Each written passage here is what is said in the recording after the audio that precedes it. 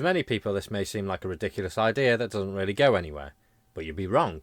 I'm not saying this is for everyone, but it may surprise you if you give it a try. You're in business as a power washer, and you have many different jobs to do. You begin cleaning your own van, and this is a simple job to do that will get you used to how the system works. You have a jet wash that is pretty basic, but this can be upgraded as you progress. Every inch of your subject needs to be cleaned. Obviously you can see the dirt to begin with, so that it can be washed off easily. There are different nozzles to use depending on what type of dirt there is. From the start of the lineup you can have a pulsating nozzle that's great for getting stubborn stains off all surfaces. The next is a red nozzle that fires a straight jet of water, that's also good for shifting hard stains. The yellow nozzle is a slim jet of water which is good for removing tough dirt and graffiti. The green nozzle is wider than the yellow and is a good all-rounder for most of the work, but not for stubborn stains. The white nozzle is good for light dirt, and I find it best for large floor areas to quickly remove most of the dirt. Extensions can be added to your jet wash too. On the selection wheel you can select a lance with no extensions for close-up cleaning or tight spaces, a stubby attachment which is good for most things that are vertical and in your reach, a long extension for things that are above your head, and a super long extension for very high places. You can buy a detergent dispenser which can remove certain types of dirt on specific surfaces. Cleaning fluid can be bought with your earnings that will clean metal, plastic, wood and so on.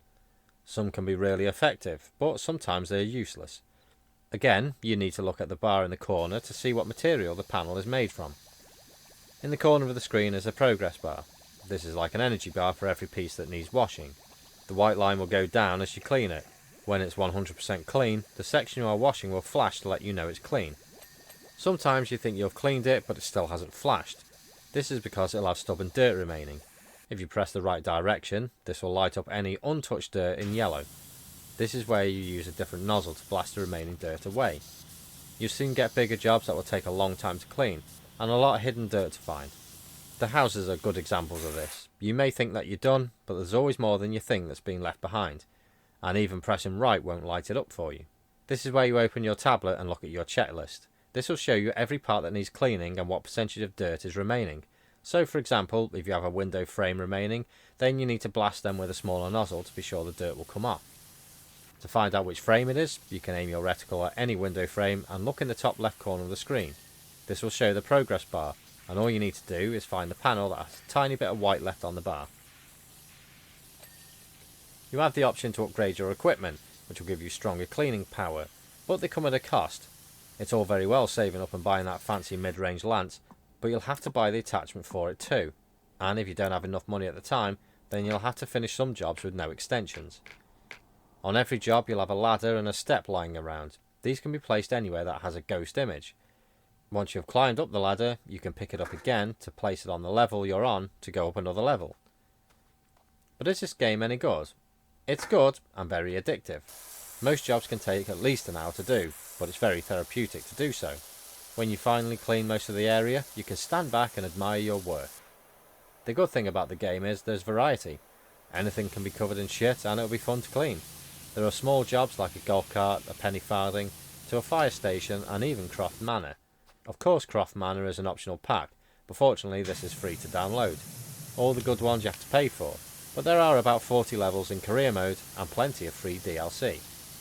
Once you've maxed out your equipment, it becomes a lot easier to get through, and reaching high areas like the Helter Skelter becomes less stressful. There are different modes of play, such as co-op and free play. It's only when you get to 99% with a few areas to clean that it becomes the most annoying.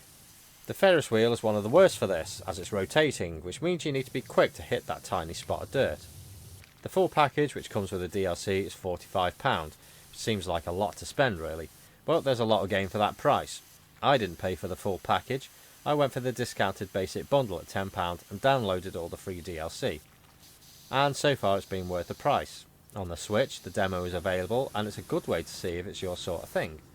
Overall, it's a fun game that will have you hooked and wanting more. Yes, it's repetitive, but it doesn't seem to make you bored easily.